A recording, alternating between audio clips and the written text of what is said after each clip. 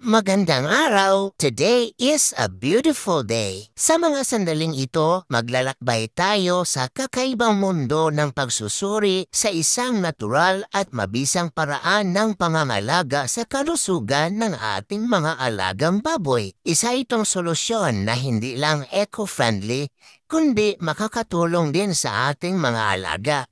Kung ikaw ay nagtatanong kung paano maiiwasan ang problema sa bulati ng mga baboy, tara na at ating tuklasin ang mga benepisyo ng ipil-ipil bilang isang mabisang pampurga o dewormer.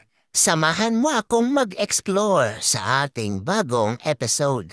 Eosina leucocephala ang scientific name ng ipil-ipil. Alam mo ba na sa United States of America, ang ipil-ipil ay tinatawag na white lead tree? Sa ibang mga lugar, ang ipil-ipil ay tinatawag na tantan, river tamarind, popinac, pearl wattle, at zumbay. Ang dahon ng ipil-ipil ay mayroong leucinin. Ang leucinin ay isang alkaloid na matatagpuan sa ipil-ipil. Kilala ito sa pagiging natural na dewormer o pampurga sa mga baboy. Ang leucinin ay may kakayahang pumatay o paalisin ang mga parasitikong bulate sa tiyan ng mga baboy, ng mga kambing at sa iba pang mga hayop. FYI, naaalala ko pa, noong bata pa ako, lumaki ang tiyan ko. Yun pala, dumami ang mga bulate sa tiyan ko. Kumuha ang nanay ko ng mga bunga ng ipil-ipil at pinakain sa akin ang mga buto. At yun nga, it was so amazing to recall. Kasabay ng pangtae ko noon, nagsilabasan din ang maraming bulate. Yuck! Dagdag kalaman, baka hindi mo pa alam ito. Ang dahon ng ipil-ipil ay pwede rin nating kainin, of course. Hindi katulad sa mga kambing at mga baboy na kinakain na hilaw. Sa atin, lulutuin muna bago kainin. Anong recipe ang pwedeng gagawin sa pagluluto ng dahon ng ipil-ipil? Ang murang mga dahon o talbos ay gagawing ipil-ipil salad. At ang natitirang mga dahon ay pwedeng gagataan. Meron pong video nito sa Kusina PH channel. Please check and search na lang po. Salamat! Babalik tayo sa main topic. Ang leucinin ay isang alkaloid na matatagpuan sa dahon ng ipil-ipil. Ang alkaloid na ito ay nagbibigay ng ilang mga katangian sa halamang ito, kabilang ang kakayahan na maging natural na lunas o pampurga para sa mga baboy at ibang mga hayop. Sa pangkalahatan, ang alkaloid ay isang kategorya ng kemikal na may likas na mga bahagi na pangunahing natatagpuan sa halaman. Ang mga ito ay maaaring magkaroon ng iba't ibang istruktura depende sa uri ng halaman at ang mga kondisyon ng kalikasan. Ang leucinin na matatagpuan sa ipil-ipil ay isang halimbawa ng alkaloid na may mahahalagang papel sa pangangalaga sa kalusugan ng baboy.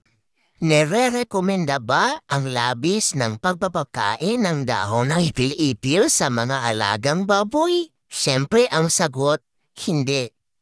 Ang mimosine ay isa rin sa mga alkaloid na matatagpuan sa ipil-ipil. Kilala ito bilang isang anti-nutritional factor o sustansyang nagiging sanhi ng problema sa kalusugan sa ilalim ng ilang kondisyon. Ang mimosine ay maaaring magdulot ng mga isyo sa kalusugan, tulad ng pagpigil sa absorpsyon ng iodine sa katawan na maaaring magdulot ng mga problema sa thyroid function kapag ito ay nakonsumo ng labis. Anti-nutritional mystery. Ang mimosine na matatagpuan sa ipil-ipil ay tinatawag na anti-nutritional factor dahil sa kakayahan nitong magdulot ng hindi kanais-nais na epekto sa kalusugan ng baboy, tulad ng pagpigil sa tamang absorpsyon ng iodine na maaaring makaapekto sa thyroid function. Ang resulta ng pagpigil sa tamang absorpsyon ng iodine ay maaaring magdulot ng mga sumusunod. Una, problema sa thyroid function. Maaaring magkaroon ng hindi kanais-nais na epekto sa function ng thyroid, kabilang ang pagkakaroon ng hormonal imbalance na maaaring makaapekto sa iba't ibang bahagi ng katawan ng baboy. Pangalawa, metabolikong problema. Ang pag-aapekto sa thyroid function ay maaaring magresulta sa mga isyo sa metabolismo ng baboy, tulad ng pagbabago sa timbang, kakulangan sa enerhiya, at iba pang mga problema sa pangangatawan. Pangatlo, kahinaan.